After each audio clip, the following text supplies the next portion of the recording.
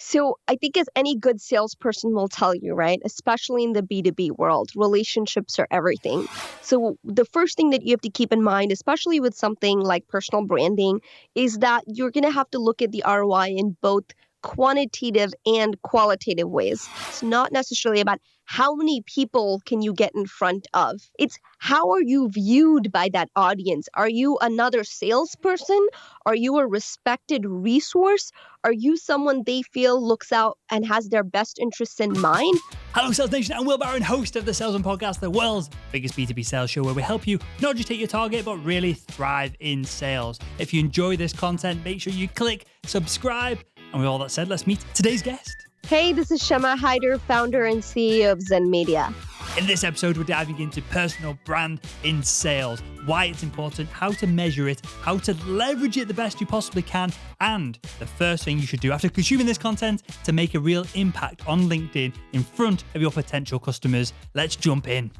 Before we dive into the how of building a personal brand, how do we, if we even can, how do we measure our progress with it? Is it the number of Twitter followers we have? Or for a B2B sales professional, is there a better way to measure the personal brand that we have perhaps within our vertical? So I think as any good salesperson will tell you, right, especially in the B2B world, relationships are everything.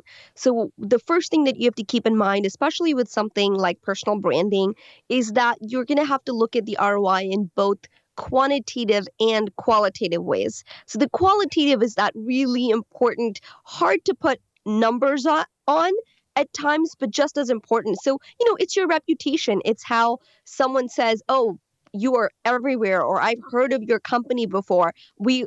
Anybody who's been in sales knows the difference when they call someone and they get hung up on versus, oh, I've heard of you guys, right? And that's the game changer. When someone says, I've heard of you, and you have that instant credibility, your reputation precedes you. And I think that's what you're really looking for when you build a brand, where you already have that credibility, you have that respect, and you have that time. So if you get their time and you've got their attention, then you're one step, closer to actually closing the sale. I think you just touched on something here, I think you consciously did this of being everywhere. And I think this is the salesperson's biggest competitive advantage versus the marketing team or other development teams, in that if you, of my background in medical device sales, there was only 16 urologists here in Yorkshire and here in the UK that I needed to be in front of. If they all bought something from me every year, I'd smash my target, which was a couple of million quid. It's not that difficult to be everywhere in front of 16 people, right? Versus, it's CEO of an organization, your customers, you're trying to be in front of thousands of people. So how can we leverage this fact that we only need to be in front of a handful of people rather than tens of thousands? How can we leverage that as salespeople versus perhaps how a marketer would? Sure. So it's not necessarily about amplification all the time, right? And what I mean by that is it's not necessarily about how many people can you get in front of, which, of course, if you have a niche audience, that's not really the case. It's how are you viewed by that audience? Are you another salesperson? Are you a respected resource? Are you someone they feel looks out and has their best interests in mind? Are you someone they feel like keeps up with the industry, that cares about their patients, their practice? I think it's conveying all of this information. So it's depth rather than breadth. And that is also something to be said about, again, about your personal brand. It's not a popularity contest. It's not how many people know you. It's what the people that you are trying to get in front of think of you. How are you creating resonance and relevance with that group? Before we picked up the phone, perhaps they've Googled us. Before we've outreached to them, or perhaps we have outreached to them and we're in the process of booking a call and they've Googled us. Who decides that initial perception of whether you are an industry thought leader, whether you are to be trusted? Is it the content that we put out? We'll touch on content in a second. Or is it how they interpret the content, if that makes sense? Who's in control of that initial, that seems like a reasonable person to chat to? So it's a combination of things, right? And here's the crazy thing. We often think it's one person. It's not always one person. Like, especially if you look at B2B tech sales, what a lot of research shows is that it's a group decision-making process now more than ever before. And so it's not always one person who says, aha, I think X, Y, Z.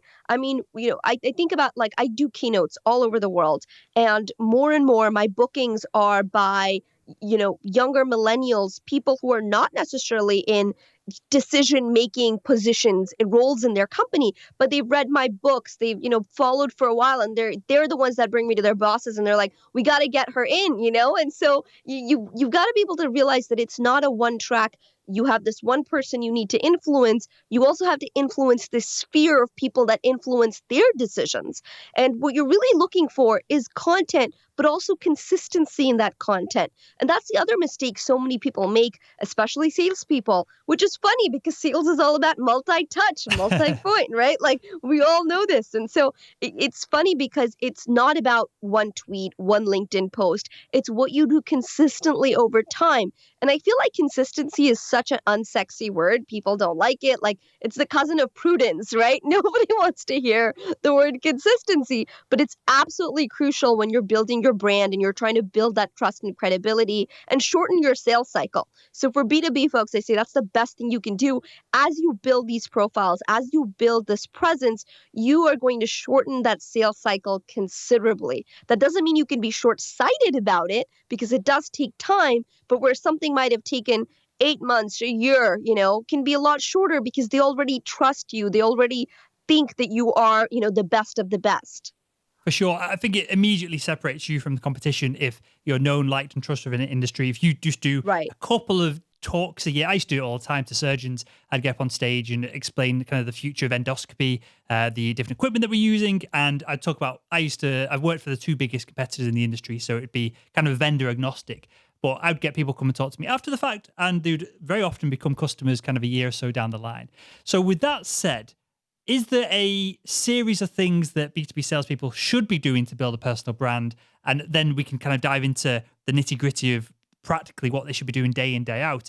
For example, context, speaking. Are there any real high leverage items that people or activities people should be doing to build their personal brand in a specific vertical? The highest leverage thing that you can do to build your personal brand, regardless of vertical, is perhaps the most important and the most overlooked, which is ask yourself why and what are you trying to accomplish? And I know this seems like a simple question, but it's amazing how many people dive in because they think that's what they're supposed to be doing without really saying, what's the goal? Am I looking to shorten that sales cycle? Am I looking to build trust? Am I looking to just get visible? I mean, maybe my target market doesn't even know who I am. I don't even exist. What does that look like? And I think then the question becomes, and again, this is so important, how do I add value to my target market, right? This is the big difference, I think, between sales from yesteryear and sales now. Perhaps it's always been this way, but that it's highlighted so much more now. How can you add value to your given audience? Absolutely crucial in sales. And most people never ask themselves that. If you asked yourself that, get on stage, you would talk about these, vendor agnostic solutions that there might have been, but you're really trying to educate and you're providing value. So whether that's through the stage, whether that's through online, that's the key. What is it that your audience is hungry for? And I'll go a little deeper into this, Will, if you don't mind, because I think this might be helpful for your audience listening. So many people don't know this, but I did my thesis on Twitter when it had about 2,000 users. Right. Wow. So, yeah, it's a crazy long time ago, but 10 years now. Today, of course, Twitter has 375 million users. So very different landscape. One of the things that I looked at in my academic research for grad school was why do people use social media? And I think this is an important question to answer because before you can try to figure out, how to use it, I think you understand what drives people, right? Like as salespeople, we're all about the motivation. What is the motivation? So, when I looked at that, my hypothesis was that we use it to connect with each other, to have that sense of community. But I was wrong. The primary reason people use social media is to showcase their own identity. Okay? And I know it might sound narcissistic first glance, or like, oh my God, the world is a giant selfie. But but if you stop and think about it, you realize that that's how we've always become who we are. It's the feedback we get, who we are, and we adapt to fit our community and so forth. Identity is a very changing thing. But translate this to sales and marketing, and what this means is it used to be so much about what does your brand say about you, right? Like we've all been these branding exercises for a company, perhaps, where we're looking at like, what does our brand stand for? Who do we want to be? What do we, we've all been there. But what this research shows us is the right question to be asking isn't what does our brand say about us? The right question to be asking is what does doing business with us allow our customers to say about their personal brand? What would be an example of that in the kind of B2B space? Yeah, absolutely. So if someone chooses to do work with your company, they're doing it not because of what your company is, but what it allows them to say about themselves. And so I'll give an example. We've done projects with McKinsey. They're a client, okay, McKinsey Consulting.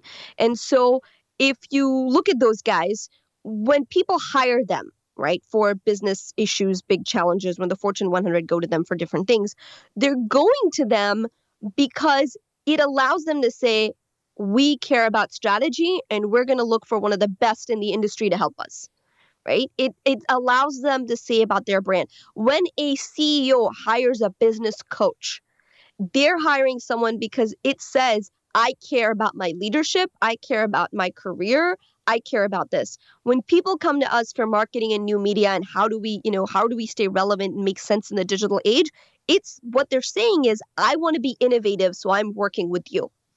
And that's very important when you're in sales to try to figure out how can you help support your customers' goals. And I'll give you another great example. So Chase Business is one of our clients. We've got this amazing campaign with them right now called the Chase Bizmobile that has been going all across America. It's literally like an amazing trailer, for lack of a better word, right? But it's really outfitted cool. We helped design, put it together. We've got some great partners we're working with to roll that out. But the whole point was Chase Business, it's a bank, right? Chase is a bank. They're in the banking business. But what they had to stop and ask themselves were, what does that mean for our customers? And their customers are interested in their business. So Chase looked at it and said, how do we help support our customers' businesses, right? Yes, we're their banking partner, but we want to be their business partner, right? And so great kind of example of that, of where this Bizmobile that's going around has expert advisors. We actually do a lot of these sessions for them on marketing, on technology, helping business owners who are their customers, right, reach their goals. And so it's so easy, especially when you're in sales, to get siloed. Like, I am selling this one thing without saying, what is the goal of my customer, my client? What are they trying to do? And when you step back a little bit, it's amazing. Think about the relationships that we have with someone when they say, you know what, my product's not right for you. This is who you need to talk to. Or you're just not ready for this yet. But let me tell you exactly what you need. It's amazing when someone steps back and has true empathy for their customer, their client, and with that empathy helps them solve the greater issue. It may not be what they're looking for from you right now, but I promise you they'll think of you, they will turn to you, you will have their trust for when you need it. I'm going to give the audience a sneak peek here and then we'll pull it back to the conversation because I've been following your Instagram or the business's Instagram profile. So I've seen your Chase bus and it's very similar to something that I want to do. I'm trying to work with a couple of the audience will, the biggest brands in the sales industry are kind of back and forth in negotiations over this. I really want to get a VW camper van and turn it into an interview, essentially studio, and drive around the UK and Europe interviewing kind of business leaders and sales experts. So that's a sneak peek for the audience that might crop up before the end of the year. And I saw what you were doing on the Instagram profile. I was like, yes, this is very similar. This is kind of what I want to do kind of moving forward. So I'm glad we're on the same wavelength with that. But and let us know if you need help designing it and getting it out there. So yeah, it's been such a fun campaign, and that's a fabulous idea. And see, the right brand partner, for example, the person that partners with you on that, right, or says we want to sponsor this, they'll be really smart because their audience, like who they want to get in front of, is who's listening to this podcast, right? They're professionals. They already trust you. They enjoy the content. They trust that you're bringing good resources to them. So it's already a very natural fit and connection.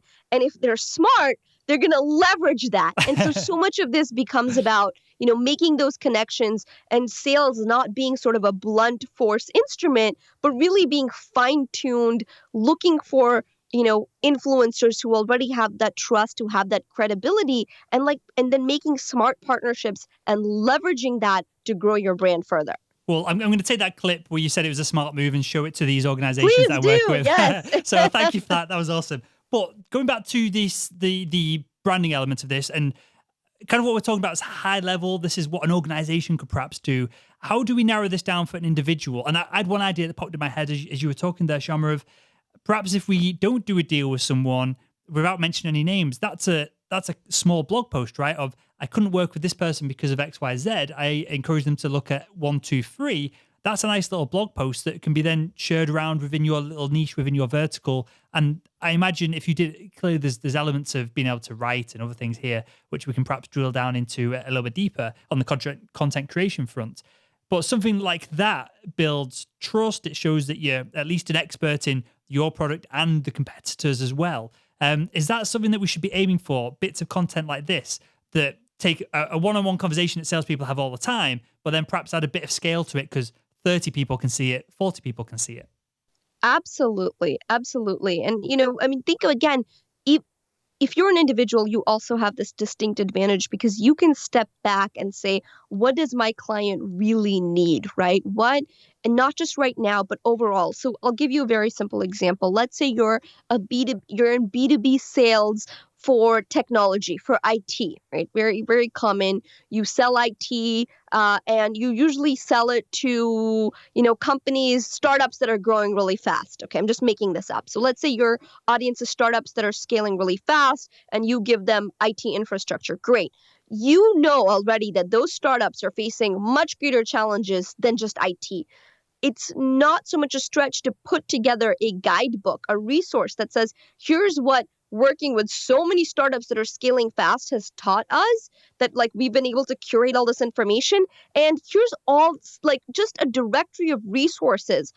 Of course, you can have your IT, but maybe they need other things with HR. Maybe they need other things with, finding good talent. And so maybe this is a resource book that helps them get where they need to go. And you're a part of that puzzle, right? But the more you can step back from your kind of what's in it for me and look into how can I help them with the bigger picture, that's really where you're going to get the most bang for your buck. That makes total sense. And for me, medical device sales, I would put together, and I carry out my own iPad and the corporate iPad that could never be touched or changed. I carry around my own iPad as well. And I basically pinched a load of slides from the previous organization I worked for. I re-rendered them with my own backgrounds and stuff, and the new Carl Stort's corporate backgrounds from the new company I worked at. And it had all our products, competitor products, the differences, the changes, the balances between the weight of the different elements of them. These are all like glass optical lenses that would go inside people. And so, and surgeons loved it. And there was always a fine line to balance on because corporately, they hated it. They didn't allow it. They told me off many times. But I kept doing it because it closed deals. People enjoyed it. And it was a reason, an opportunity to spend time with someone. And because it had not just our equipment in it, which the corporate one did, it had everything in it, people loved it. And so, again, positions you as somewhat of an expert in the field if you've got all this information about the competitors and then they're just trying to pitch their own products, whereas you're kind of going kind of across the board with this. But Shama, for someone who can't, so I'm an okay writer. I'm not a fantastic writer. I'm okay from years of practice now doing the podcast and the blog content. For someone who sucks at writing, but, and there's a stereotype here perhaps, is somewhat chatty, somewhat charismatic. How does video play into all of this? And how can video be a competitive advantage over someone who's just writing blog posts? Yeah, so video is fantastic. I think sometimes the challenge is, the opposite, where you couldn't do video, but you're a good writer. I mean, you have to find the medium that makes sense for you. But video, I'm so thrilled about because, I've been gung-ho on this for a long time. And if you look at the stats, they're so compelling. 64% of people will finish watching up to a 30-minute commercial video clip versus 24% that'll finish reading an article. All right. And that's staggering. And of course, some people on here might be like, oh, but I love to read. Yeah, but you're not your audience. I read these novels, like 800-page Diana Gabaldon books. I love it. But not everyone is that way. And the truth is, think about, everyone on here listening has at some point watched an infomercial. And could not change the channel until someone else walked in the room and they said, "What are you doing? What are you watching?" Right? And then they're like, "I don't know, but these knives though." Or like, wow, Oxy really does get it clean. I mean, we've all been there where we've been completely mesmerized or transfixed by something, by video. And it's human, right? It's human. So video is such an amazing tool. I'm very excited with what LinkedIn is doing with video right now. So LinkedIn to me is like a B2B salesperson's best friend. What an amazing platform. You can reach people, you can have valuable conversations, you can start like for nurturing, attraction, all those things. I love LinkedIn. And now with LinkedIn video, it's such a no-brainer. So if you are in B2B sales and you haven't played with that yet, I highly recommend it because like all things, it will reach saturation and we will lose visibility, right? And I'll give you an example. I love, like, this is the stuff I love talking about, marketing, technology, so forth. I keynote somewhere, I do a quick video after, whatnot. I'm always sharing this information. Sharing these videos on YouTube, for example, just randomly, right, might get like 4,000, 5,000 views. It's nothing crazy to write home about. But sharing that same video on LinkedIn, very quick on my iPhone, right, shoot it, edit, like quick, post that, maybe 5 minutes, maybe less. 5 minutes is kind of long. Usually mine are about 2 to 3 minutes, will average 250,000 views within 48 hours in 10% engagement. So very high targeted audience, very engaged. I find that fascinating. So I'm so gung-ho about video. I think anyone who feels comfortable in camera should absolutely go for it.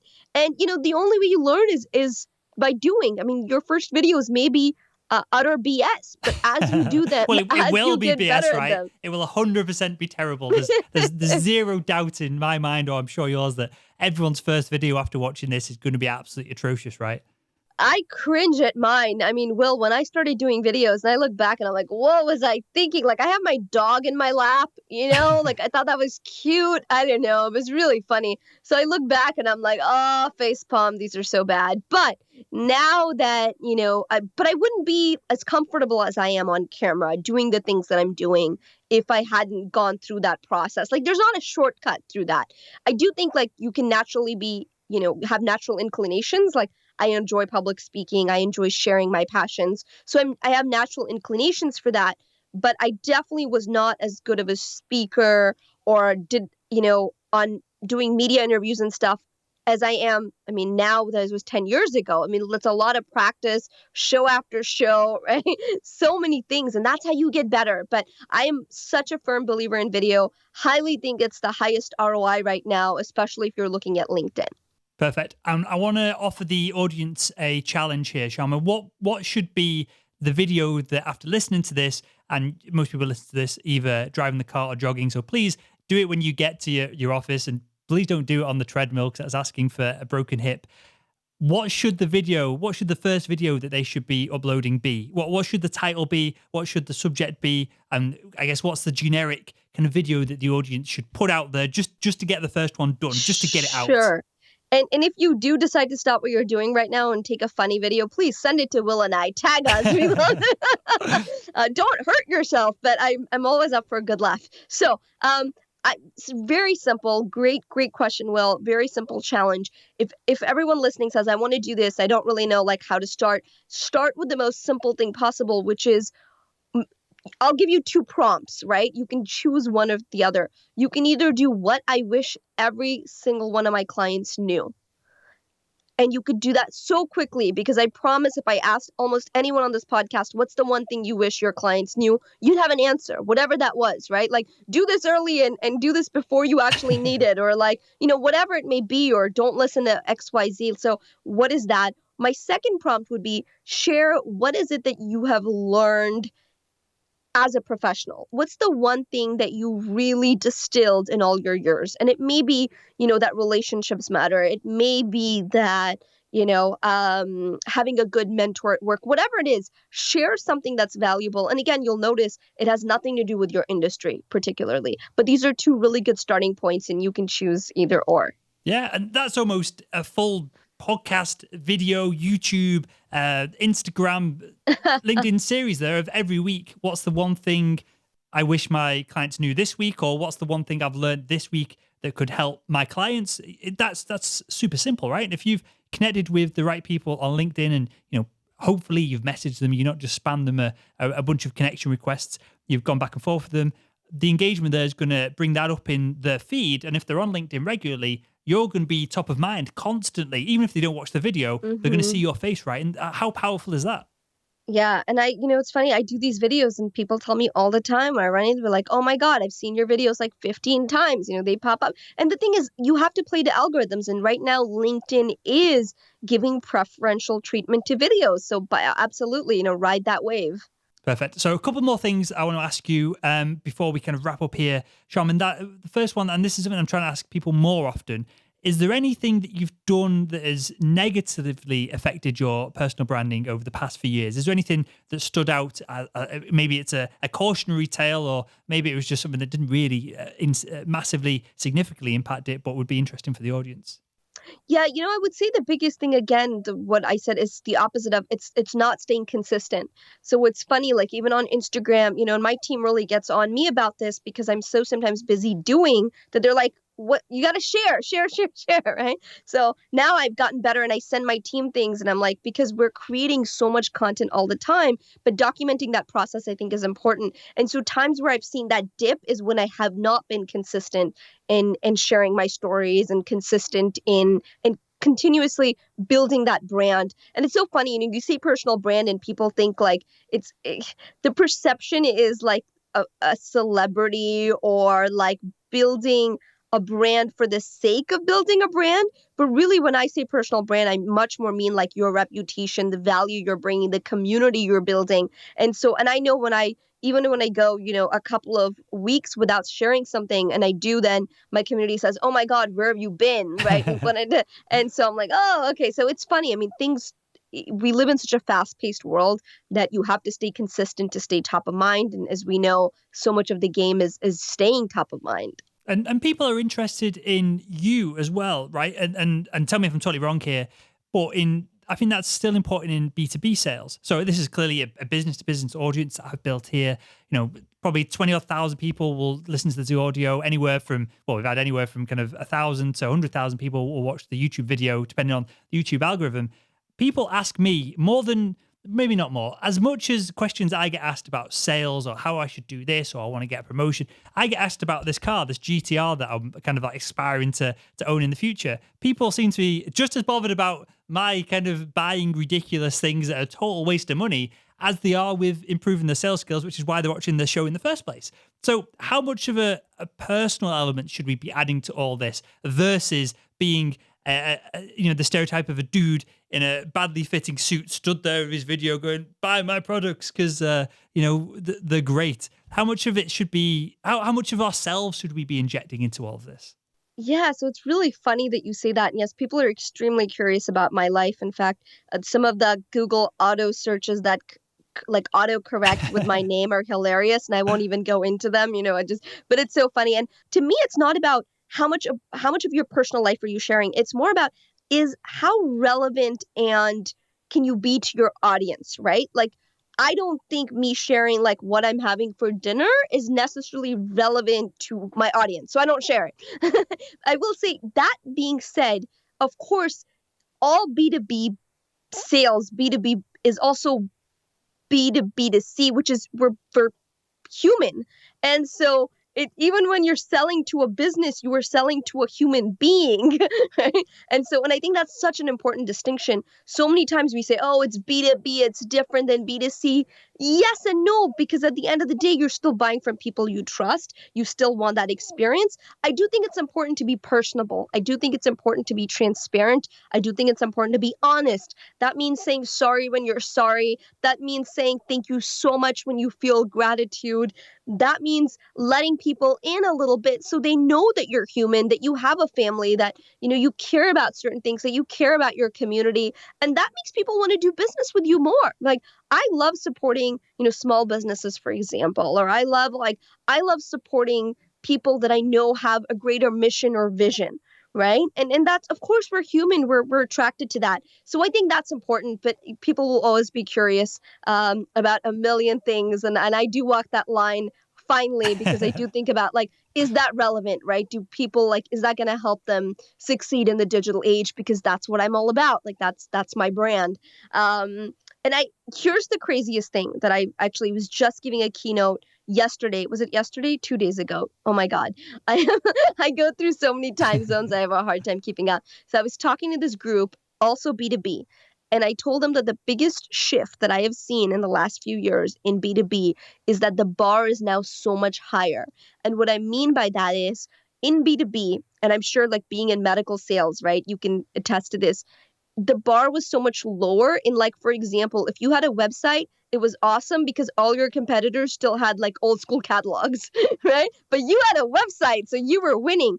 Now it's funny though, because your buyer, your B2B buyer, is no longer comparing you to your competitors and saying, well, they got catalogs, but at least this guy's got a website, right? What they're looking at is, I just had this amazing experience at the Apple store.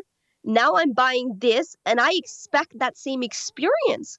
That level of expectation and that frictionlessness that we as connected consumers, and my team at Zen Media does a lot of research around the connected consumer and what that really means. I mean, it's technically all of us, right? How we buy, how we make decisions, B2B or B2C, how do you stay relevant? But what I find fascinating is this: the expectations from B2B buyers are no longer different. They're higher.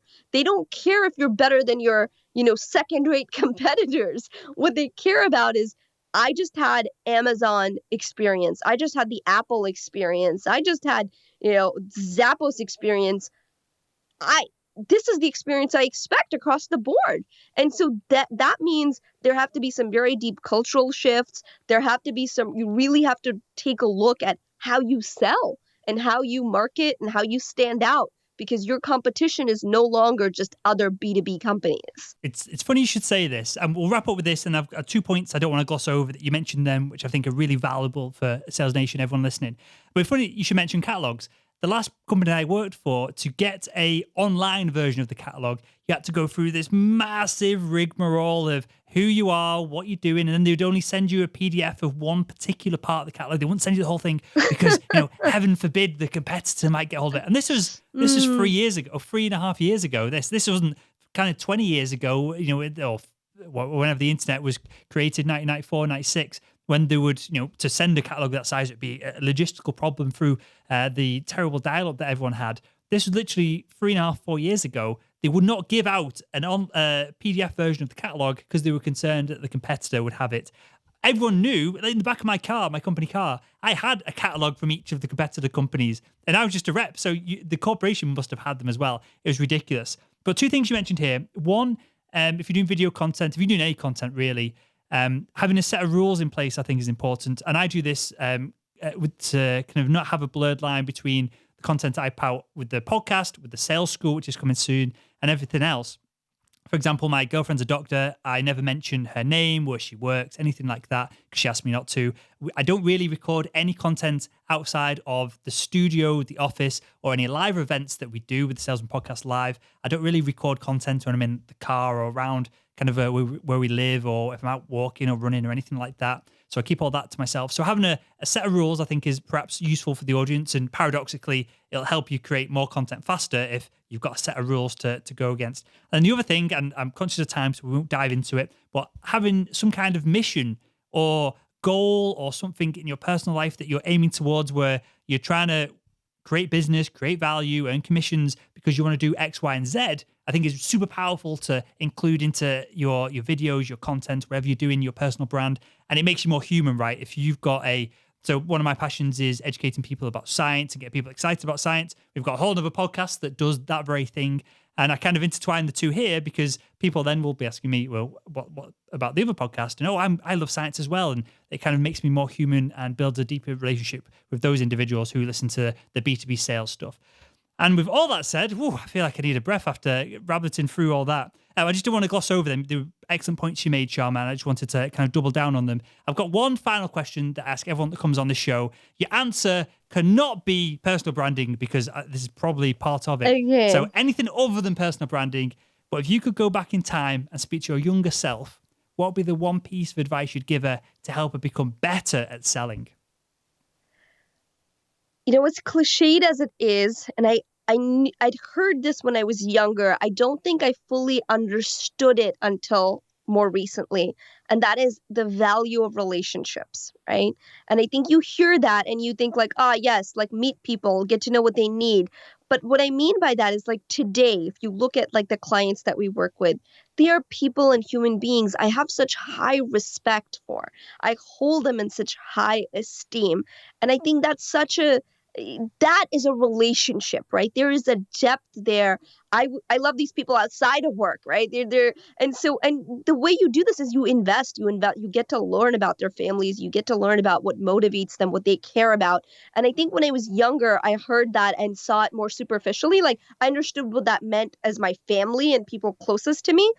I didn't know what that translated to in the broader sense of that's true word or like I heard like the very bro version of like wine and dine, and I was like, what's that? Like it just felt still very to me kind of like manipulative in a way, like you have an agenda, right? You're driven in that way. Well, today, like if I was what I have an understanding of now is it's not about an agenda. It's genuinely having that empathy and caring about someone and knowing where they're coming from and connecting on that deeper level.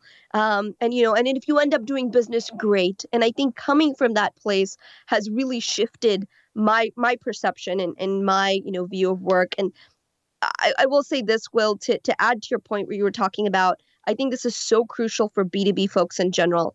We no longer live in the information age. And what's fascinating is what you said, like so many B2B companies, and I hear this all the time, especially from younger folks who are like, my boss doesn't want me to share because they're afraid our competitors will know. I'm like, newsflash, they already know. Right. So throughout history, I think what was fascinating was whoever controlled information had power, right? Like if the church, for example, I mean, anybody who controlled information had power because access to information was limited. So if you had information, you had an advantage. Well, the internet changed all of that. Now everybody has information. That's no longer the differentiator. So the differentiator becomes who can then best take that information and distill it in a way that turns knowledge into wisdom, that takes data and turns it into to insight. And that's what you're doing with this podcast here is a great example. There is so much stuff on sales, on B2B sales. It is mind-boggling.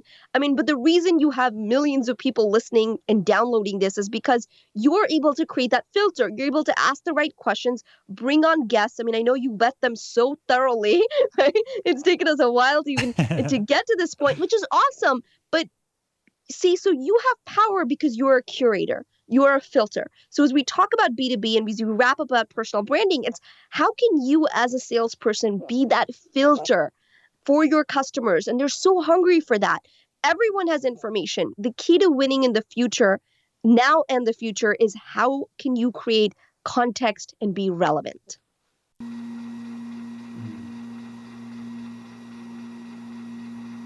We work with clients around the globe. You can check us out at zenmedia.com. And of course, my personal site, shamahyder.com. I'm all on on all the social platforms. So feel free to pick your poison and I'm happy to connect.